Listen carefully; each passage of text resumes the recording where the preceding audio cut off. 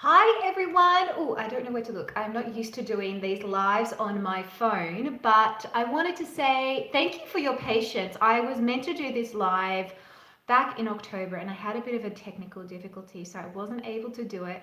But I didn't want to miss out on it, and I wanted to make sure that I could still bring you all some wisdom and some direction, especially as we start to finish up this year. We are less than a month until Christmas, and 2021 is around the corner. And this has been, as we know, a really interesting year. Now, if you're new to my channel, welcome. My name's Renee Slansky. I am a professional dating and relationship coach, and I help women from around the world find and build the relationship they desire and deserve. Now, I have done quite a lot of videos on COVID dating tips, how to do video dates, what it means if you've got a long distance relationship, how to survive if you're feeling lonely because you've been isolated. And guess what? I started doing those videos in March and we're still in a pretty similar situation. And I do have some more videos coming out in the next couple of weeks about what has changed and what you need to know about dating nowadays because of COVID, and also what to do when you don't know if you're going to see your partner indefinitely. Those are some videos that I have coming out. But in particular, what I wanted to talk about in this video is I wanted to talk about how to get some clarity on your love life with where you are right now. And I feel that this is a good time to be able to do it as we finish the year and as we start to walk into 2021, because nothing's magically going to change overnight. 2021 isn't coming to rescue you. Things aren't just going to suddenly go back to how it used to be. This is reality now, and we need to make sure that you're not feeling confused or feeling deflated and hopeless when it comes to your love life and being able to move forward. So in this video, I want to give you guys 1, 2, 3, 4, 5, 6, 7, around 7 tips that you can put into practice immediately to help give you some direction so that you aren't just waiting for things to just magically change, or you're not just sitting there feeling like you've got no idea what you need to do. Now, if you are live, I think I've enabled questions on this. Yes, I've got live chat, so if you want to drop a question during this live, feel free to do that, and I will try and answer it on the live as well if it is appropriate. And don't forget to subscribe if you haven't already, and give me a thumbs up and drop a thanks Renee down below if this video is helping you. Okay, so the first thing that I want to say is this. If you are wondering, what the heck am I supposed to be doing with my love life? How am I meant to get any sort of peace and progress? Then the very first thing that you need to ask yourself is, how do you feel? Now, the tips that I'll be giving you guys are sort of tips that you can apply to not just your love life, but I think that you can apply it to any area of your life as well. So the first thing you need to ask yourself is, how do I feel? Now, if you've watched my previous videos, you'll know that I say don't necessarily run your life by feelings, because if you're constantly led by your feelings, you'll never have consistency or security and confidence to make sure that you're making the right decision, because our feelings will always be up and down, and our feelings can be obviously affected by circumstances. However, in this case, I do actually want you to ask yourself, how do I feel? Because what you're feeling right now could be an indication to what needs to change. And one of my favorite sayings is, frustration is an indication of unmet expectation. Okay? Frustration is an indication of unmet expectation. So if you come to this live, and any of my lives, it's always good to take notes if you like. Just so that you can walk away and go, okay, I've got some sort of strategy. I've got some questions to ask myself. And that's Luna in the background, contemplating if she should jump on the chair. Okay, so how are you feeling? Are you feeling frustrated? Are you feeling restless? Are you feeling indifferent? Remember, if you're feeling indifferent about something, you're feeling indifferent about your progress, you're feeling indifferent about marriage now, you're feeling indifferent about reaching that goal. Indifference is actually an indication that you have gone into complacency. And complacency means that you're going to stagnate and you're just going to take whatever comes along, because obviously if you're passionate about something, you're more likely to go after it. Or if you're scared of something, then you're more likely to act in a different way. Indifference is kind of a neutral feeling that doesn't really serve us. It actually holds us captive to where we are. So ask yourself how you're feeling, because it will be an indication usually of maybe what your expectation was, hence why you're feeling this certain way, and it hasn't actually met eye to eye, okay? That's why you're feeling that way in the first place. And that will usually give you an indication of what needs to change. For example, if you're feeling frustrated, what is it that you're feeling frustrated about? Are you feeling frustrated that you can't go out and have a normal date? Are you feeling frustrated that the communication levels in your relationship aren't actually getting better? Are you feeling indifferent about the whole thing? So therefore, you've kind of isolated and pulled back into yourself, and what you're doing is actually shutting everyone out. How you feel will be an indication of usually what your struggle is, and therefore what needs to change. So that's the very first thing that I want you to do. Now, the second thing that I want you to do is I want you to ask yourself, what do I want? And for anyone that works with me, I always say, okay, it's important to have some sort of direction and authenticity with ourselves and what our needs are. Now, what you want and what you need are two different things, but in this instance, I'm talking about what do you want? Now, you may have come into 2020 thinking, oh, I wanted to meet my dream guy, I wanted to build confidence, I wanted to have a better marriage, and maybe it hasn't gone that way. Just because it hasn't happened doesn't mean that it won't happen or it can't happen. And what we tend to do is we tend to second guess ourselves when we don't get the results that we want in the time frame that we thought it was about to happen. So if you're wanting some clarity on your love life, after you've asked yourself, what is it that I feel, or how do I feel in this moment, or how am I feeling in general, the second question to ask yourself is, what do I want? What type of relationship do you want? What does progress look like to you? What does a healthy relationship look like to you? Get really specific. Now, if you're not sure, and you might be thinking, Renee, I've got no idea what I want. I'm still like clueless about this. That's okay. Because what you need to do then is you need to ask yourself, well, what don't I want? Because most of the time we've actually experienced stuff that we don't like, right? That we don't even want to experience ever again. For example, if you think, well, I don't really know what I want in a partner, I don't really know what I want in a girlfriend or a boyfriend, then maybe ask yourself, okay, well, what don't you want? And that will help give you an indication more so of what are the deciding factors of who you should date and what you're going to tolerate in a relationship. For example, if you're like, okay, well, I know I don't want somebody who is terrible at communication. Or I know I don't want somebody who has, an issue when it comes to social problems because they're someone who is so introverted or so extroverted that it makes me feel uncomfortable. Your past experiences will probably give you a good indication of what you don't like and what doesn't fulfill you as a person.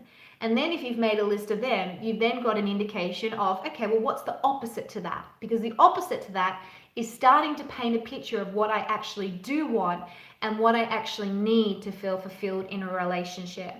Now, I'll just stop there for 2 seconds and say this. The difference between need and want is this. Need is necessary. You need to have those things. Those things are essential to your happiness and the fundamental health of a relationship. Want is kind of added desires that aren't necessary to that relationship functioning properly, or you feeling that you're ultimately happy in that relationship. So you need to be able to differentiate between the two. Now, after you've asked yourself, how do I feel? What do I want, or what do I not want? The next question to ask yourself is this. What do I already have access to? I think a lot of us this year have felt that we have been restricted. And it's no wonder, because we have physically been restricted. We've been confined. They've told us what we can do, what we can't do. And it's really left us in a place of feeling that either we need to have permission to be able to do things, or that we don't have everything that we need in order to be able to get progress. For example, a lot of my followers and a lot of my clients have come to me saying, Renee, but how can I find love because I can't even go out and have a normal date? And the funny thing is I've actually had a lot, probably like 50% to more than 50% of my clients find their dream relationship this year, despite the pandemic. So we can't keep saying that our circumstances are the main reason why we are limited in love, because I'll tell you right now, it isn't. The greatest limit that you will have is whatever you convince yourself of in your mind. If this is helping you guys, let me know by just dropping a comment down below. And maybe tell me, what are some of the things that you've been struggling with? What are the things that you like? This is what I feel like I've been limited by, or this is what I do want, or this is what I don't want. And I'll just also say quickly, we've got construction going in the background. So if you all of a sudden hear a circular saw, I'm hoping that it doesn't interrupt the video, but that's what's going on. Just keeping it real for you guys. So what do I have access to? Now, if you're somebody who wants to meet somebody in real life, and obviously social events, bars, restaurants, and all that have been limited, it doesn't necessarily mean that you can't still meet someone in real life. If you're someone that doesn't want to go on a dating app or an online dating site, then that's okay. However, you may need to get a little bit more creative and think outside the square if you can't necessarily do things the way that you used to do. The truth is that a lot of you out there who are feeling confused and restricted when it comes to your love life, you have the answers. It's just a matter of taking this time and using it to your advantage. You can sit for the rest of the year and wallow in self-pity and doubt and go, why me? And this sucks. Or you can actually use this time to go, okay, it's time to focus. It's time to go, I'm worthy of love. I desire this loving relationship. Just because things haven't gone the way that I thought it would, it doesn't mean it has to limit you. It's about using what you already have in your hands. What do you have access to? For example, you guys have access to YouTube. You have access to free teachings online, free guides, development. There's my Facebook group, Worth the Wait. There are programs. Some of you actually needed this year in order to really reset and reevaluate what you're doing and who you're investing into. And some of you needed this year to save your relationships. Some of you needed this year to stop dating. Some of you needed this time to actually get serious about going, okay, I realize that if I'm going to be, in this situation where I need to be confined with someone, or I'm going to be by myself, how am I going to cope with that? I think that this year, whilst it's been obviously pretty tough in more ways than ever before, I think it's also been a good year of reflection. A year where we can actually stop the rat race and go, all right, what do I truly desire here? Because I get one life. And what do I truly desire in a loving relationship? Because if I'm going to be spending this one life with someone or building this one life with someone, how do I want it to look like? You need to set your intentions before you set the compass for the direction, okay? Setting your intentions first basically builds the parameters and the standards so that you can then make decisions and actions out of that so that you can set yourself up for a loving relationship, okay? It's about going, all right, if I am wanting to build an amazing relationship, which you still can this year, it's not over. And even so, like, just because it doesn't happen this year doesn't mean it can't happen next year, right? You are your own worst enemy or your best ally. And one of the things that, I think we need to start to realize is that you already have so much in your hand that maybe it isn't a matter of perfect timing. Maybe it's a matter of taking action. Maybe it's a matter of changing your perspective. Maybe it's a matter of going, okay, well, yes, I can't meet everyone in real life because I can't go to social events, but you know what? I can join some online communities and involve myself in new friendships and relationships that way. Or maybe it's about going, okay, I've always had a tough time really working out what I want. So maybe I'll use this time to actually learn more about myself and learn how to set myself up. Because I guarantee you, whatever you focus on is what will expand into your life. And if you're able to stop and go, okay, what do I have in my hands here? I have a pen, I have a paper, perfect. Let me journal about what I want. I have, the freedom to still be able to talk on social media. So therefore, why don't I nurture certain relationships that I've always started instead of waiting for the perfect time to start something else? Now, I'm not saying that you, just because you have access to certain stuff, that is an indication that should be in your life, especially when it comes to people. However, I am getting the point across that you aren't necessarily limited as much as you think you are just because of circumstances or just because there has been some restriction. The whole pandemic has really not only affected our world economically and in every other way, it's also affected us emotionally and mentally. And if we're not careful and if we don't guard our minds or our hearts, all that fear will start to seep in and affect our relationships and affect our convictions and infect almost, everything else that we do. So that's why I'm trying to say to you, to break off those limitations and ask yourself, what is it that you actually have access to? How do I make a relationship everlasting? Okay, I'll get to that question at the end. It's a good question. Okay, the next thing that you need to do is, ask yourself, where do I want to be in 3, 6, and 12 months? I am a massive goal setter. I have a whiteboard in front of me and I have like my word for the month. I have, the goals that I want to do for this week. What's my focus for my business? What are my end of 2020 goals? And what are my 2021 goals? The reason why, it's actually scientifically proven, if you write down goals, you've got, I think it's like a 46% chance more of achieving them, okay? Writing something down actually ingrains it into your brain, and then your brain starts to look for that reality out there in the real world. So set yourself some goals. If you're feeling lost, the best thing that you can do is start to go, okay, well, where do I want to be 3 months from now, 6 months from now, 12 months from now? Because it gives you a point to be able to work to, instead of just feeling that you need to be led by the world or led by circumstances. Stop being led by circumstances and start choosing where you're putting your energy into, because you want to have an ultimate outcome. So where do you want to be in 12 months? Let's just say that. You might think, okay, in 12 months time, I want to have better self-esteem, I want to have more confidence, and I want to be in a loving relationship. Great.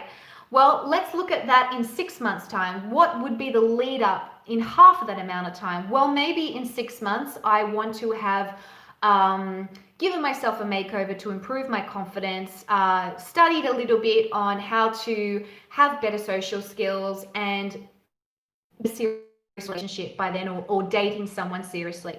Great. Then we work backwards from that. So what would your 3-month goal look of that? What is half of 6 months? 3, right? So 3 months time, I would have already started my exercise routine. I would be in really good shape. There's the construction. And I would be actively dating, okay? If you're overwhelmed by the big picture, or you don't know what to do as your first step, take the big picture and break it down. Literally break it down. Now, it may not happen exactly in that time frame, but if you give yourself a point of reference, then you know what to do with what you have in the present, okay? It's almost like you've got to take everything, flip it on its head, and funnel it down into what you can do right now today. Guys, is that really noisy? I'm hoping that you can't hear it too bad, and apologies if you can.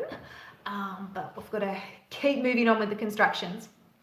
Okay, so for instance, 12-month goal might be, start a family and achieve certain things. Okay, so what does it look like in 6 months' time, 3 months' time? And what I like to do is I like to be specific, and I like to also break it down into certain areas.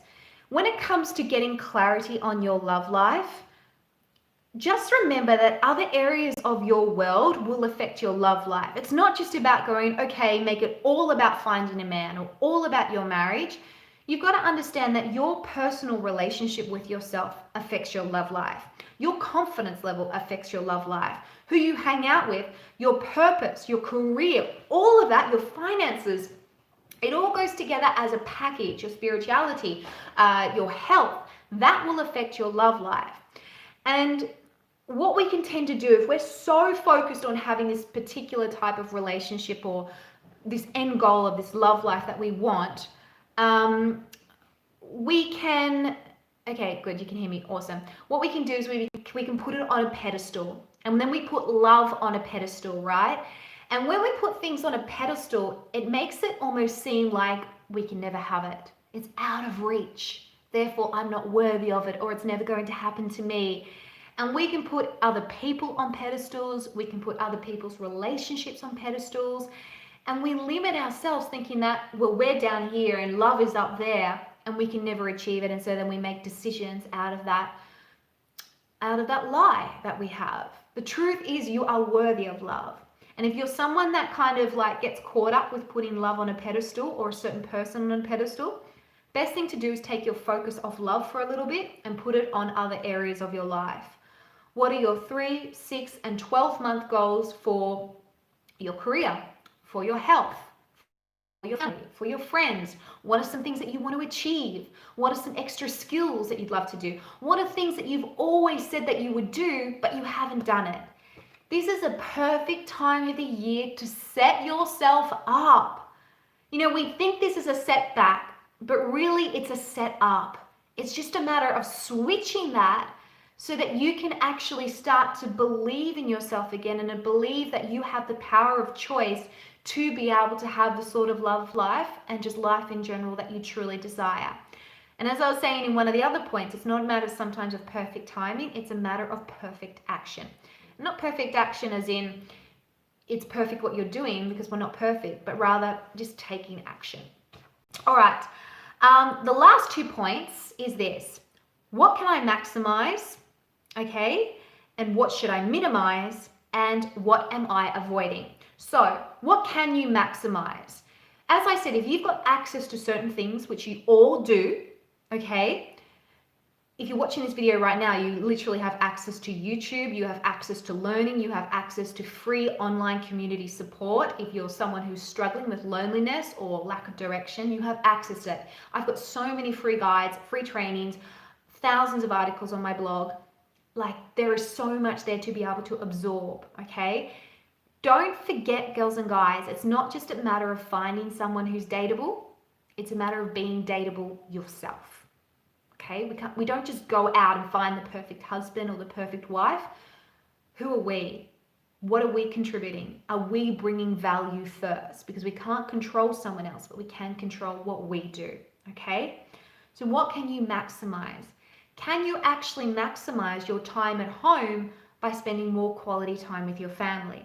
Can you maximize your work routine because now you're working from home and so you don't have to get up as early, so you're not as tired and therefore you have more energy for your job? You know, can you maximize maybe your reading that you always wanted to do? You know, like, I know that's a bit random, but you know, what can you maximize and what should be maximized? And then obviously what needs to be minimized here. Minimizing fear, minimizing doubt, minimizing people who are naysayers. So maybe you need to minimize the amount of news you watch, or the amount of negativity that's in your life, or negative thoughts that you're having. Maybe you need to maximize your time to exercise and minimize that time to sit and just have idle behavior in a period of time where we're finally able to sit with ourselves more so than ever and actually use this to our advantage, okay? This has definitely been a year of change. And I think some people have either grown through it and other people are fighting the growth. Don't fight the growth any longer. Use this time to be able to go, how can I really make the most of this situation? How can I fully step up and step into everything that I can be despite circumstances? And set yourself up before you walk into 2021, okay? And the last question is, What am I avoiding? This is always a good one. Do I have food in my teeth? No, okay, because I just had lunch before. What am I avoiding? I think this is a question that we tend to avoid because it usually means that we have to confront certain things. Am I avoiding, having that difficult conversation with my spouse that actually needs to be had? Am I avoiding actually stepping out of my comfort zone and going on online dating because I had one bad experience before? Am I avoiding human contact because I'm actually scared that I'm going to get hurt if I allow myself to be vulnerable again? What are you avoiding? And you'll know the answer to that because every time that thing comes up, there will be conflict there, or you'll want to shut down and push it away. Conflict and confrontation of things is a good indication of what we're actually struggling with. And our struggles are an indication of what needs to change. Just have a sip of tea. If you've got a question, guys, now's the time to start asking it.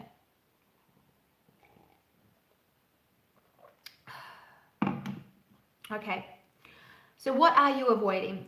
Are you avoiding certain things like addressing your health, addressing your habits, addressing your finances? Are you avoiding certain conversations with family members? Are you avoiding setting boundaries? What are you avoiding? So that's my little strategy for you girls and guys when it comes to how to get some clarity on your love life. And if you've just tuned in, I'll quickly go through it now. First thing to ask yourself is, how do I feel? Whilst we shouldn't always live our life governed by our feelings, it can be a good indication of what needs to change. Ask yourself, what do I want? And if you're not sure what you want, ask yourself, what don't you want? Right? Because I've usually had a lot of that.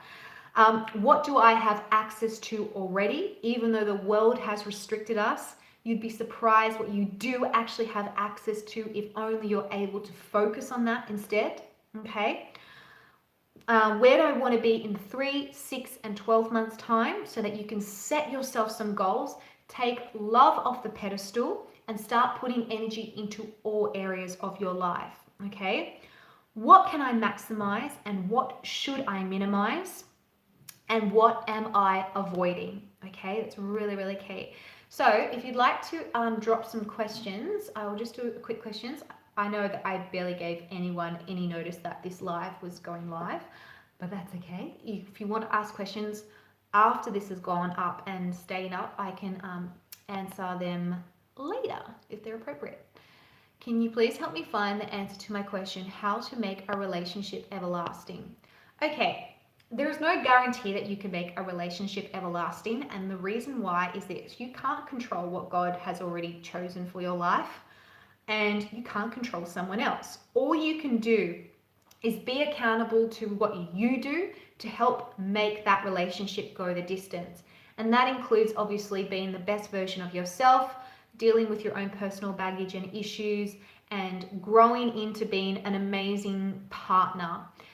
Then a part of that is obviously aligning yourself with the right person. If you're someone who's done a lot of self-work on yourself and you really kind of feel like, you've got a lot of value to add, it doesn't make sense if you then go and date someone that completely contradicts that, because then you'll end up trying to change them, trying to rescue them, or it'll just be a constant battle and you'll always feel unfulfilled.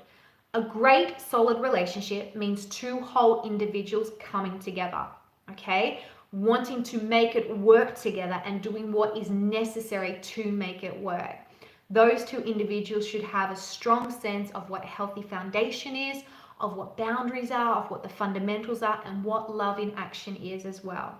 And the other key thing I will say is this: just because somebody wants to make it work doesn't mean they can make it work. One of the things we do is we think, I love this person and this person loves me and they want to change and they want to do these things, but then they don't have the capacity to be able to do it. Someone can want to do something, but can they do it? A relationship that goes the distance is when two people both can do what is necessary to make that relationship healthy and functional. All right, guys and girls, so I will leave it at that because I'm about to go and jump on and do a live in my private Facebook group. Ladies, you are welcome to join if you haven't already. The link for it will be down below in the description. It's called Worth the Wait. And I just want to say, stay safe to everyone. Focus on faith and not fear. We're all going to finish this year strong, and let's walk into 2021 with the attitude of no matter what happens, God is in control, and what can we control as well? We can't always choose what life throws at us, but we can choose how to actually respond to it. And that, my friends, is where the power lies. So stay again, as I said, and drop a thanks, Renee, if this video has helped you. Let me know which point really stood out to you. And don't forget to subscribe, give me a thumbs up, and I'll see you guys next time. Bye for now. How do I end this?